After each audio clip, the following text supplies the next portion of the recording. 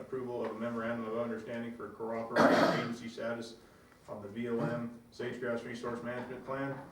Item 3, discussion for possible action, approval of a new task order addendum for Phase 5 of Spring Valley National Monument mapping and comment letter under RCI's MSA, Jeremy. And item 4, discussion for possible action, approval for White County to become a cooperating agency for the Garnet Hill Recreation Area Management Plan and EA process.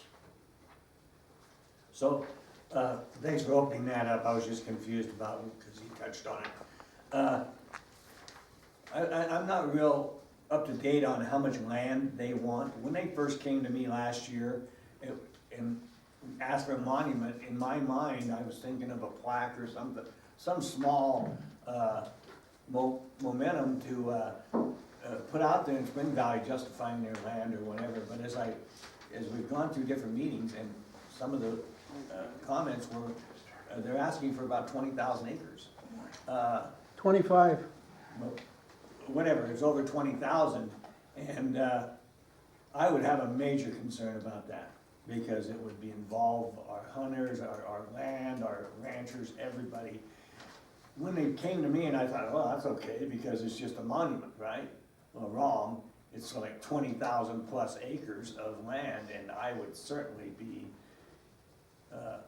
I'd want to know more about that. That's way too much land. It's way too much, and we have public access to those lands, and I really, as you go forward with this, and I know we're in the infant stages, or at least a mapping part, I think we need to have a lot more information on that than just, here's a monument, but in reality, it's 23,000 acres, and that's a lot. I mean, that's a lot of land. So that is my comment. I'm really concerned about that. Yeah, I would echo Richard's concerns there. A lot of mining, natural resource folks, have called me with concerns on this. Unfortunately, my understanding is the president can sign it under an executive order. So we'll see how it plays out. But I definitely think the economics need to drive this decision and not sign away, because there is some economic potential out there that could definitely be hindered by this.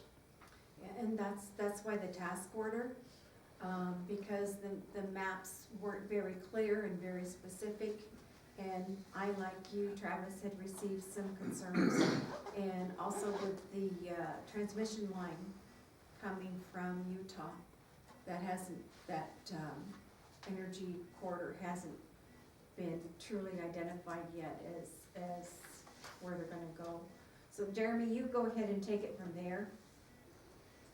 Yeah, Chairman, with your permission, what I'll do is just address item number 3, and what Commissioner Howe and Chair Godon have identified are exactly right. When it got to the Natural Resource Advisory Committee, we started looking at 25,000 acres and a one-sheet handout with bullet points on what the national monument would be, but there was really no language proposed, and the map didn't really give us a good sense of what the potential conflicts would be.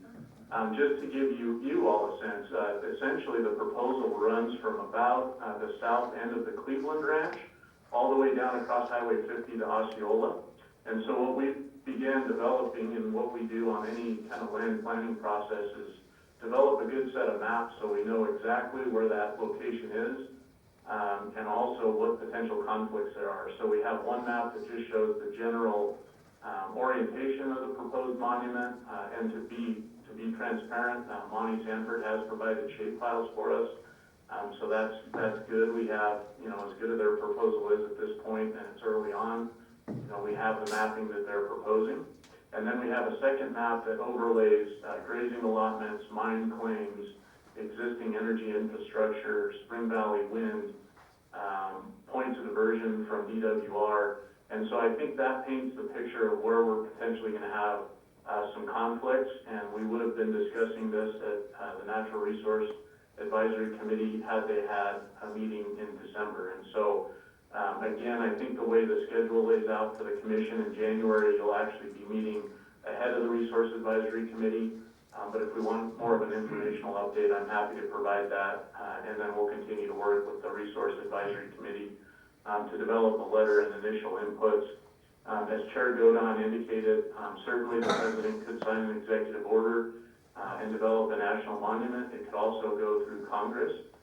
So I think whatever issues and concerns we have, we need to flag for our congressional delegation so they know what to be on the lookout for, because even if it goes through a presidential proclamation, typically they will reach out to the Nevada congressional delegation and request feedback. So I think making sure our two senators and Congressman Amade have a clear understanding of what the county's concerns are is only going to help, hopefully, with a more favorable outcome.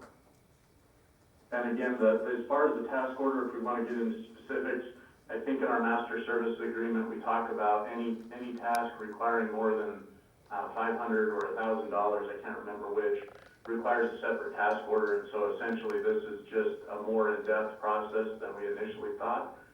And we just are seeking board approval for a little bit additional budget, still well within our $40,000 overall budget allocation, just to get the details right, so we can move forward and identify some good inputs to the process. Sounds good, Jeremy. Let me get a motion on item 3 and then we'll jump back to 2. I'll go ahead and do that. And Kathy, we have plenty of money within that, okay. I make a motion to approve the new task order addendum. Second. All those in favor? Aye. Pass unanimous. Okay, Jeremy, we'll hit back to 2. Okay, number 2, if you'll recall, the BLM is still working on the sage grouse management plan. This is at a range-wide level. This is rendition 3 of the sage grouse plan amendment. I have been fully involved in versions 1 and 2 and still have the scars to show it. Certainly, whatever the BLM comes up with in terms of an updated sage grouse resource management plan will have an influence on White Pine County, as there's a significant amount of sage grouse habitat in White Pine County. This is a request, and the memorandum is essentially their boilerplate for cooperating agencies. There's a phone call later this afternoon, I believe at 2 o'clock, that I'm going to participate in, and we'll have a little bit better sense of just how in-depth the cooperating agency process will be. Currently, BLM is operating under a 2015 plan amendment. If you'll recall, there was a 2019 plan amendment, which in my opinion was much more favorable to state and local governments and much more in line with our state management plan. That was stayed by a judge, and so essentially the BLM has chosen to go back and try to re-update the 2015 plan. If this all sounds very confusing, it's because it is, and that's part of the challenge with sage grouse.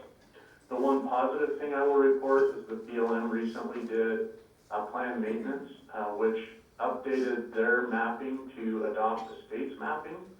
So at least we have that going for us under the 2015 umbrella. But I think it will be important for the county to be engaged as a cooperating agency so we get an early look at where the BLM is trying to go and provide additional input afforded to the cooperating agency. So with that as background, specific to the MOU, I was able to go over this with Mr. Smiley and fill it out for White Pine County, and it essentially identified myself and County Manager Weeble as the points of contact. Certainly if others want to be involved, we can do that. But the MOU essentially ensures that White Pine County has a seat at the table in those cooperating agency meetings and early review processes. So my recommendation would be to move forward with the MOU. Carolyn, I'm happy to answer any questions. I'll look for a motion to approve if no one has any questions. So moved? Second. All those in favor? Aye. Aye, pass unanimous. All right, we'll go to item 4. Go ahead, Jeremy. Okay, Chairman, this is correspondence from Ely BLM indicating that they are moving forward with a round 18 SNCWMA capital improvement project for the Garnet Hill Recreation Area. I think this is probably similar to what was going on, if you'll recall, the trail out there in Baker. Certainly, if the county wants to be a cooperating agency, I can email Mr. Miller today and indicate our interest and our special expertise. With most of these projects, even the small ones, I do recommend requesting cooperating agency status. Even if you don't get super engaged in that process, it's worth having the seat at the table. Certainly recreation and outdoor recreation is a major component of what makes White Pine County great. And so I would recommend moving forward with a request for a cooperating agency on this one. Yeah, I would agree with that. I'll look for a motion to approve. Move to approve. Good. Second. All those in favor? Aye. Aye. Pass unanimous. Thank you so much, Jeremy. Sure appreciate all your help, and you have good holidays. Yep, take care, Yep, Jeremy. Chairman, thank you to you and the county. We've enjoyed working with you for another year, and to everyone, Merry Christmas and happy and prosperous New Year. Same to you, thank you, Jeremy. Thanks. Thank you. All right, we'll move right on to our 9:15 Road Commission. Discussion update on primary and secondary roads within White Pine County and county facilities, completed and future projects, communications with corporations and gov agencies. Martin Trout, Road Superintendent. Hi, Martin. Good morning. Good morning. Okay, November 11th to November 30th, the timeframe I'll be reporting on. Road maintenance on standard county roads include the Drum Valley, Cherry Creek Summit, North Butte Valley, and the Cross Timber subdivision area. Road maintenance on non-standard county roads include Michigan, 62nd East. We screened gravel for that and applied magnesium chloride. We cleaned one cattle guard down in the Cave Valley area and one cattle guard in the Lund area, going into Sawmill Canyon. The Home Farm Road in the Baker area, we installed new delineator road markers and installed a not through road sign on that road, as modern day GPSs keep sending people that way to get to the park, so hopefully that'll help, I don't know. We continue to stockpile material in the North Spring Valley gravel pit for repairs to roads in that area, probably in early spring. Two of our new employees, operators, have been training on road graders and the dozer. And then I'd like to give a short update on minor county road maintenance and right-of-way research on non-standard county roads as directed by the Road Commission. So Michigan Ave has been re-gravelled, and we've applied magnesium chloride. On 62nd East, we finished capping and applied magnesium chloride on that.